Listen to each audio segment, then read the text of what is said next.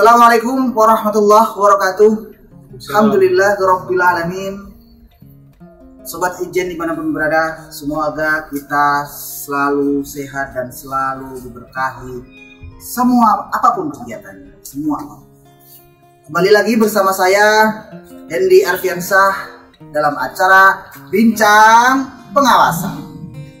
Alhamdulillah di hari yang penuh berkah ini, mendung ya, ini masih mendung yang mau hujan-hujan.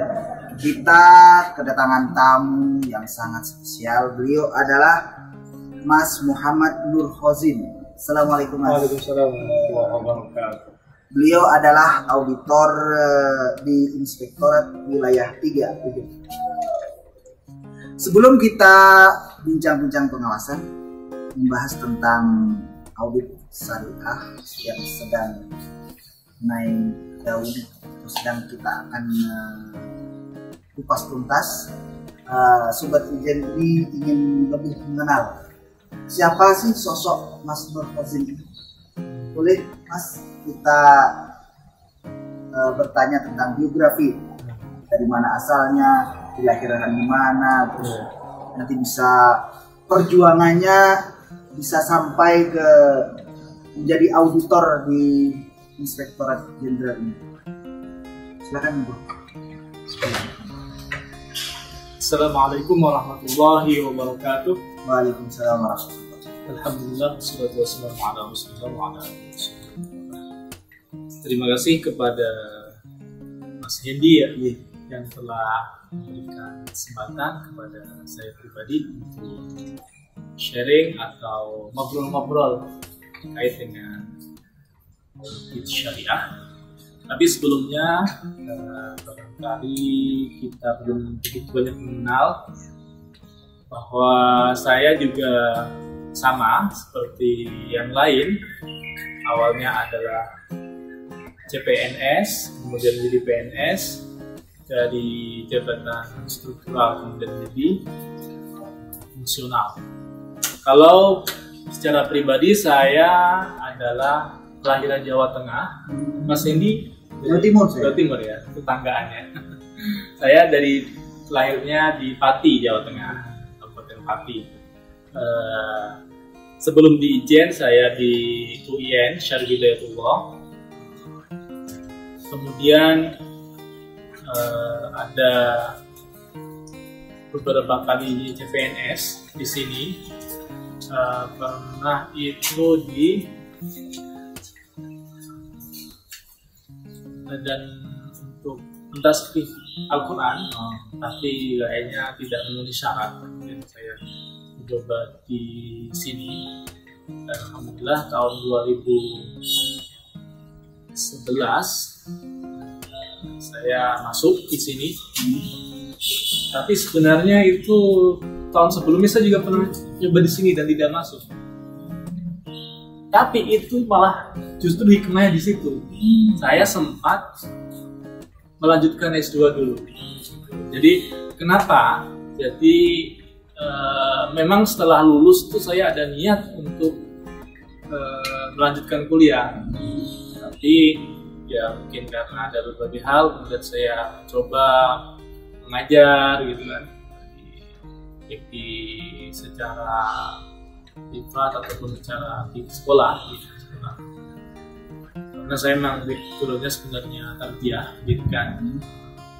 Namun ketika itu memang ada pembagian auditor ya, ada yang bidang syariah, ada yang tarbiyah, ada yang ekonomi gitu kan. Akhirnya saya mencoba dan di tahun yang kedua saya masuk ke sini. Jadi hikmahnya apa? Saya sudah kuliah S2, walaupun mungkin masih kurang sedikit ya, sekitar setengah tahun belum selesai. Tapi saya sudah masuk duluan itu.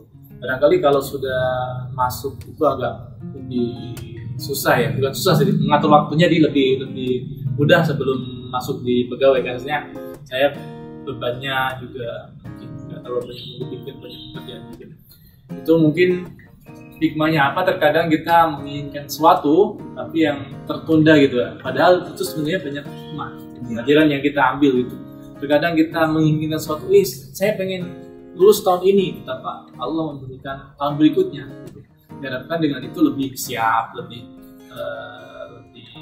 ini ya, sedia. Karena saya tuh juga kebetulan waktu itu saya menikahnya 2010. Dalam artian ini kan saya punya kuliah, ada kuliah juga, ada punya tanggungan keluarga gitu kan. Makanya akhirnya saya pun berdoa, ya Allah mudah-mudahan saya punya anaknya nanti aja setelah lulus gitu.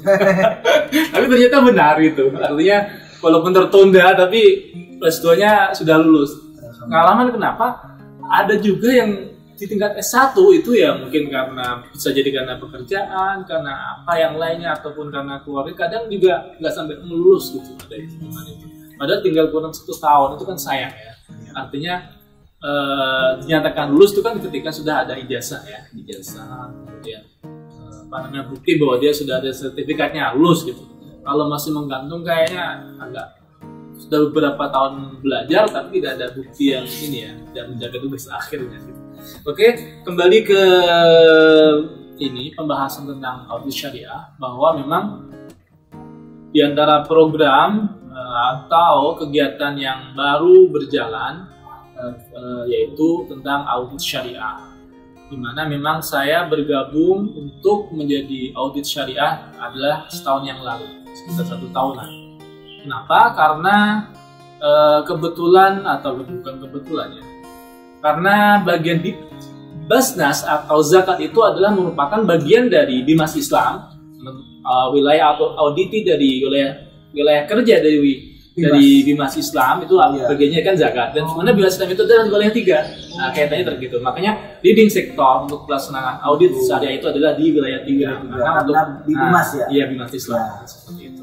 Dan mulai di akhir tahun 2019 itu ada sertifikasi untuk menjadi auditor syariah, itu dilaksanakan oleh IAI, Ikatan Akuntan Indonesia, dan itu diikuti seingat saya sekitar 23 ya, dan ada yang tidak lulus sekitar 3 ya.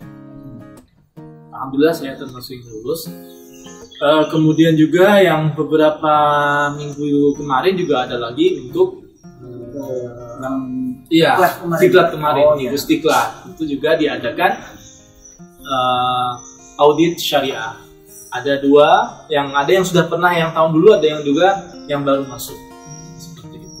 Untuk yang berikutnya adalah kita ada level dasar dan level profesional. Sehingga diharapkan dengan adanya diklat itu kita lebih siap, lebih mengetahui ya apa-apa yang kira-kira perlu disiapkan ketika kita mau melaksanakan audit syariah. Dimana kalau audit yang biasa atau teman bilang ini perbedaannya iya, kalau itu biasanya kita mengaudit adalah tugas dan fungsi dari satker, baik di tingkat madrasah, baik di tingkat perguruan tinggi, baik di eselon 1, litbang ataupun yang lainnya, selama satker itu di bawah Kementerian Agama. Tapi untuk audit syariah itu adalah audit zakat, kemudian khusus zakat, kemudian infak, sedekah, dan dana sosial keagamaan lainnya.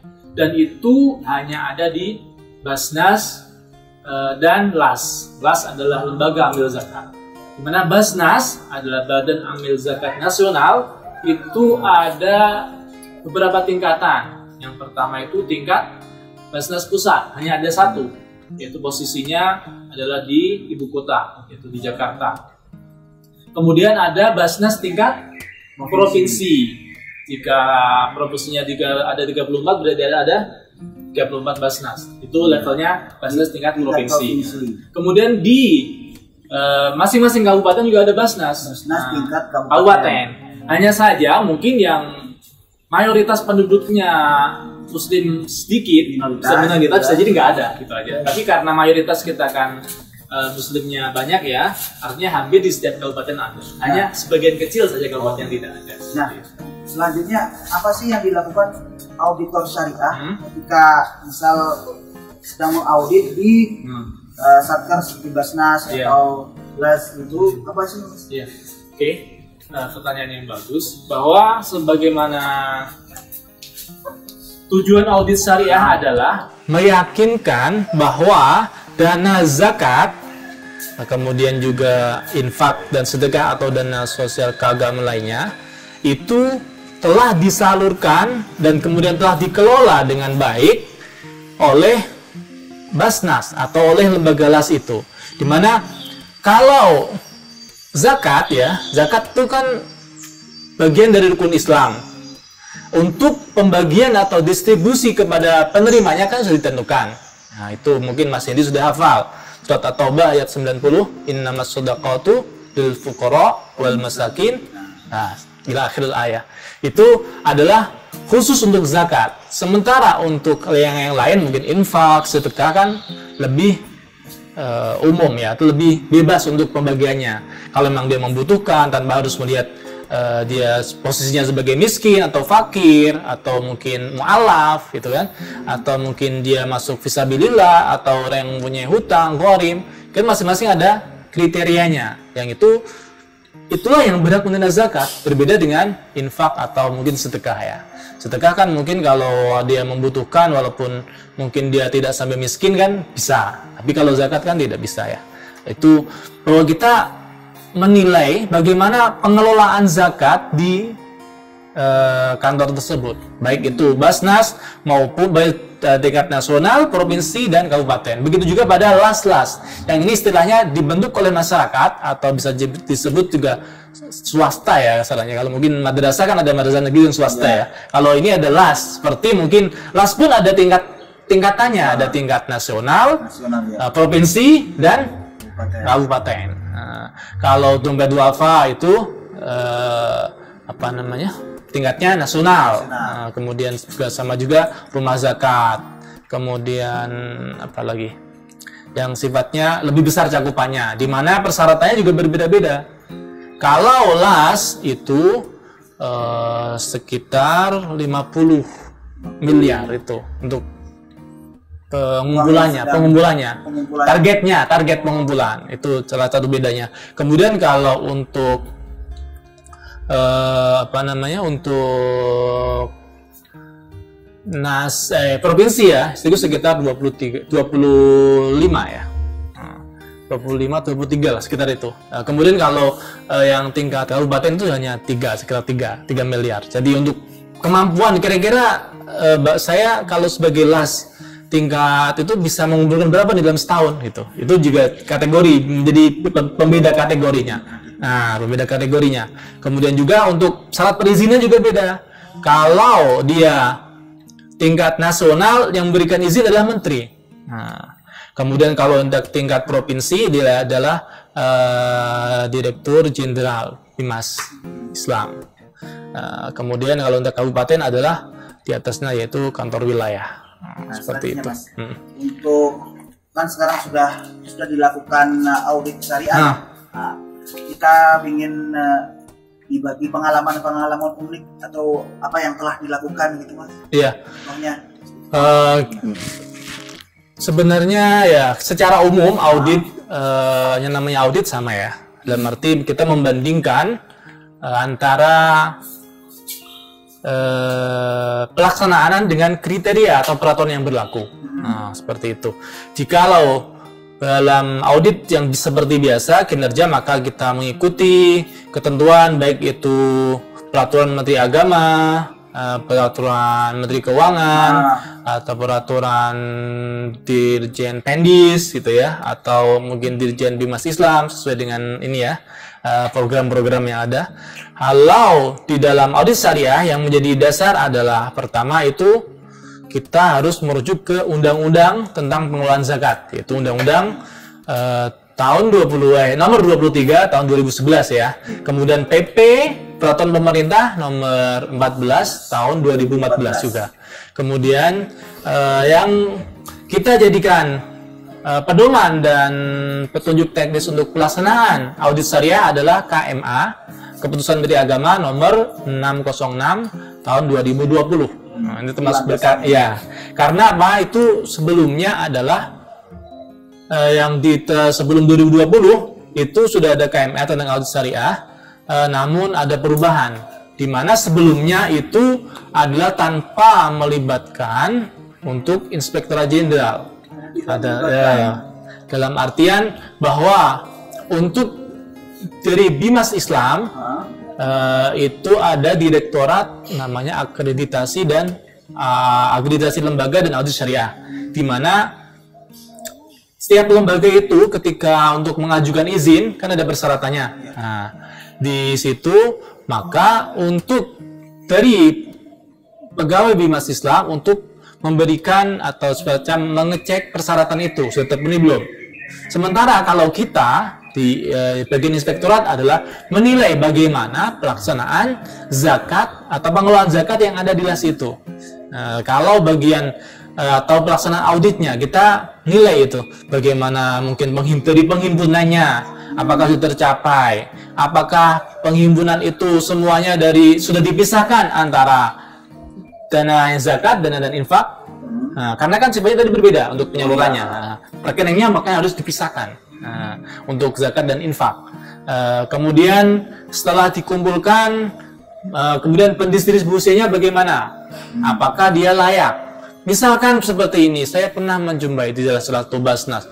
Ada seorang yang beragama non-muslim, dia dikategorikannya sebagai Ibnu Sabil. Itu kan tidak sesuai dengan syariah kan? Yang namanya zakat, ya itu adalah untuk asnaf-asnaf khususnya kan muslimah ya. Nah, setahu saya itu adalah untuk khusus Islam. Kalau kita ngasih hadiah atau mungkin infak atau yang lain kan lebih umum ya. Kalau zakat itu kan khusus untuk muslim dulu kan. Yang dimana yang muslim mungkin ada yang fakir, ada yang miskin itu kan, ada yang kemampuannya mungkin ekonominya masih rendah gitu ya. Itu masih ada seperti itu. Artinya kan harusnya kan mereka yang musafir bukan tidak boleh membantu yang non muslim ya, tapi mungkin bisa jadi dengan menginfak kan bisa, atau sedekah kan bisa jadi, tapi itu dia pakai zakat gitu. Artinya makanya di antara persyaratan lembaga amil zakat tadi atau Basnas tadi adalah mempunyai pengawas syariah, di mana dia ada aturan atau kriteria, misalnya berapa yang bisa diambil dari jumlah pengumpulan. Kalau makanya ada istilah ini kan ada hak amil itu kan sistem petugas yang pengumpul ya, petugas yang mengelola ya. Maka itu dia secara peraturan tidak boleh lebih dari 1/8 atau 12,5% dari total pengumpulan itu kan. Maka ketika dia lebih dari 12,5 berarti dia aturannya harus mengembalikan ke dana zakat lagi. Seperti itu. Kita harus ketika sudah kemudian bisa juga mengambil dari sedekah atau infak, itu bisa maksimal sampai 20%. Itu bisa. Artinya di sini kan ada ketentuan, walaupun dia mungkin merasa kita kan yang menghimpun, tapi ketika yang dihimpun itu adalah zakat, kan ada secara syariah kan ada kriteria sendiri, nggak bisa menggunakan langsung kita pakai semuanya gitu kan, nggak bisa, karena itu adalah sudah jelas-jelas peruntukan untuk penerima tadi, baik tadi fakir, miskin, gharim, mu'allaf, ibnu sabil, sabilillah, gitu kan. Yang terakhir tadi boleh tadi amil boleh, namun hanya tadi maksimal 12,5 atau 1/8 dari total penghimpunan tadi dari zakat, seperti itu. Sebelum kita tutup dengan pertanyaan terakhir ini, kita sapa dulu teman-teman Sobat Ijen. Jangan lupa acara bincang pengawasan ini pasti disiarkan, diupload di akun channel YouTube kita setiap hari Selasa dan Jumat. Oke. Pertanyaan terakhir nih, Mas. Pesan-pesan untuk auditi yang bisa diaudit oleh auditor syariah. Seperti Mas Rosin itu apa? Yang pertama bahwa karena untuk auditor syariah atau audit syariah itu adalah khusus pada zakat atau infak, dana zakat dan infak, maka bagian yang menjadi auditinya adalah Basnas pusat, Basnas tingkat provinsi, Basnas kabupaten, dan LAS, semua LAS.